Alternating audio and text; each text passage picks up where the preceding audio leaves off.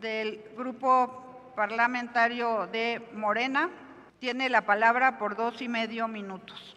Antes de iniciar, quiero compartirles que tenemos la visita de la regidora de Cuautitlán Izcalli, Estado de México, Valentina Loa Rivera, quien acude por invitación de la senadora Malú Micher. Sea usted bienvenida al Senado de la República, sede de la Comisión Permanente. Ahora sí, iniciamos con la participación del diputado Herrera. Con el permiso de la presidencia, honorable Cámara de Senadores. En 1993, luego de ser detenido el Chapo Guzmán, aseguró en su declaración frente a la ex Procuraduría General de la República que Benjamín Arellano Félix le presumió su gran amistad con el entonces gobernador de Baja California, Ernesto Rufo Appel, y le ofreció realizar una serie de triquiñuelas aprovechando su alianza con el gobierno. Una de ellas lo hizo con Claudio Rufo, que eran la constructora en Puerta de Hierro, Guadalajara, y farmacias que había en Tijuana, que todo el mundo conoce. Yo soy tijuanense y sabíamos perfectamente el lavado de dinero de esas farmacias. Felipe Calderón en 2017 retuiteó que Ernesto dilapidó la gobernatura y él y especialmente su hermano entregaron Baja California a los Arellano Félix. Sus dos líderes morales destruidos, completamente en el piso. Y si tanto lo dicho por el narcotraficante el Chapo Guzmán como el narcogobernante Felipe Calderón eran principalmente dichos, ¿por qué nunca se investigó eso? En tanto tiempo, desde el 93 al 2018, nunca hubo una investigación de estos dichos. ¿Será porque con la llegada de Zedillo le entregaron la Procuraduría General de la República a Acción Nacional con Lozano Gracia? ¿Por qué aquí, en esta misma tribuna, se desvivían Ricardo Anaya diciendo que éramos nosotros los guachicoleros? Hasta trajo unas botellitas explicando todo el entramado del huachicol fiscal y que según impartimos justicia selectiva. Pues ahí tienen, son realmente ellos los que operaban la red más grande de huachicol en nuestro país. Importaban, distribuían, almacenaban, comercializaban y por supuesto que lavaban el dinero. Pues ya le conocían al negocio desde que gobernó Baja California y le entregó la península al crimen organizado. Y hay que decirlo, hasta entonces solo había dichos. Ahora la Fiscalía cuenta con una investigación de más de un año donde respalda que Ernesto Rufo Appel, yo le diría Ernesto Rufián Appel, está acusado por ser el líder de la mayor red de tráfico de combustible en nuestro país, el referente panista. Ahora hay que investigar de dónde salió tanto dinero para financiar el nuevo partido Somos MX o el apoyo que le dio en su momento a la campaña de Xóchitl Gálvez. También de huachicoleros nos acusaban y los culpables siempre fueron ellos. Al menos 4,000 millones de pesos de daño al erario público, lo que equivale a más de 200,000 apoyos para personas con discapacidad, 625,000 pensiones para adulto mayor o lo que equivale a 1,600,000 becas de primaria. No aman al pueblo. Durante su gobierno estuvieron solamente solapando a estos criminales.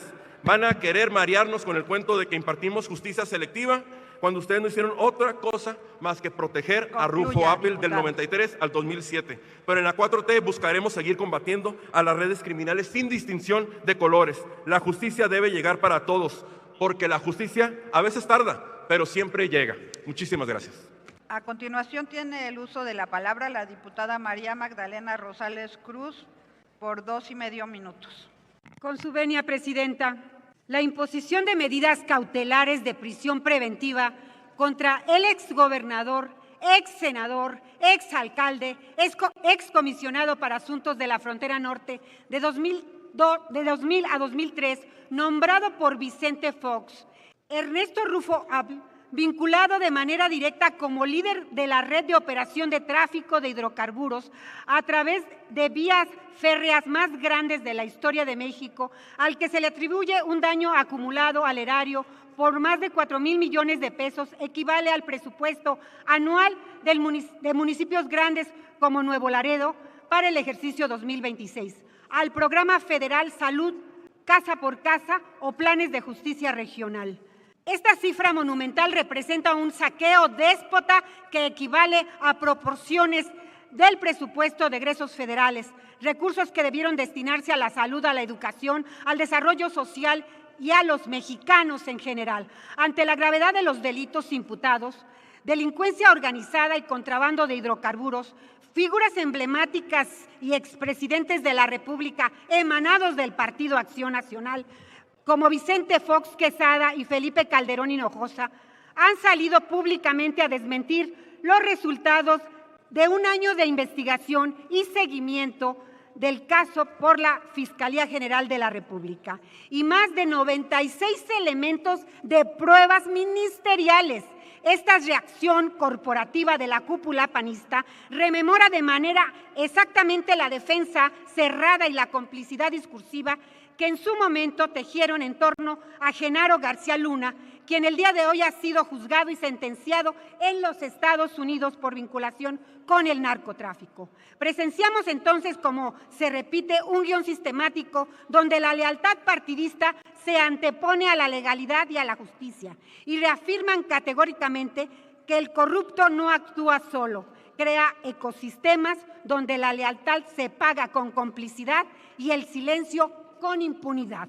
La dimensión del desfalco es de más de 4 millones de pesos. No es un error administrativo, sino el resultado operativo de una estructura perfectamente articulada desde la cima del poder político de hace más de 20 años. Los vínculos de esta red de contrabando vulneran la soberanía fiscal y la economía de la nación. Mucho tengo que decir sobre estos delincuentes de cuello blanco que aparentan su decencia poniéndose un saco y una corbata, pero siempre azul. Este azul que tiene como representación la corrupción. Y sí, hay crimen organizado dentro de las filas del Partido Acción Nacional. Es cuanto, presidenta. A continuación tiene el uso de la tribuna la senadora Simei Olvera Bautista, por 5 minutos. Ayer la presidenta Claudia Sheinbaum fue suficientemente clara. En esta administración no se usan instituciones de justicia con fines políticos. El pronunciamiento que firmaron, entre otros, Vicente Fox, Felipe Calderón y sus grandes figuras morales, carece de calidad justamente ética y moral. Imagínense un Vicente Fox que tan solo para hablar de cómo se direccionan las instituciones, tenemos el caso del desafuero de Andrés Manuel López Obrador o el de oceanografía, sus comentarios misóginos, etcétera. En verdad tienen el cinismo para señalar, para opinar. La vinculación a proceso de Ernesto Rufo, argumentada por la Fiscalía General de la República y resuelta por un órgano jurisdiccional federal que fue explicada de manera puntual por la fiscal Ernestina Godoy, a quien le damos el agradecimiento y el reconocimiento, también después de una robusta investigación que identificó a una red de empresas, entre ellas una fundada precisamente por el procesado, que participó en esta importación irregular de hidrocarburos para evitar impuestos. Es un argumento muy claro, pero sí, hay que decirlo, durante mucho tiempo nuestras y nuestros antecesores sí padecieron el uso dirigido de la justicia, como sembrar pruebas, inventar acusaciones, confesiones obligadas, tortura, ajuste de cuentas y muchas artimañas. Y ahí están las evidencias, hasta ellos mismos lo han sostenido. Dejemos de lado el personaje por un momento. El problema es que creen que estas acciones son aisladas y no han entendido que la forma de estos resultados es justamente la política que integra la Estrategia Nacional de Seguridad que coordina el gran secretario de nuestro país, Omar García Harfuch.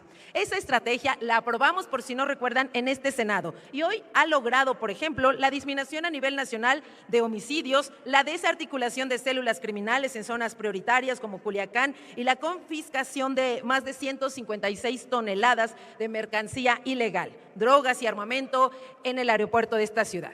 Y dicho sea de paso, tan solo en mi querido estado de Hidalgo, hoy que lenguas viperinas lo traen a colación, gracias a la coordinación, les presumo, del gobierno de la 4T del licenciado Julio Menchaca y las instituciones federales, se ha logrado la recuperación del 65% de vehículos robados, el desmantelamiento de túneles de huachicol, la atención directa alrededor de 1,300 llamadas por extorsión, que además esto se logra ver reflejado en las personas que evitaron ser víctimas de ese delito y muchas estrategias más que antes ni todos los gobiernos del PRI juntos jamás habían hecho una sola acción.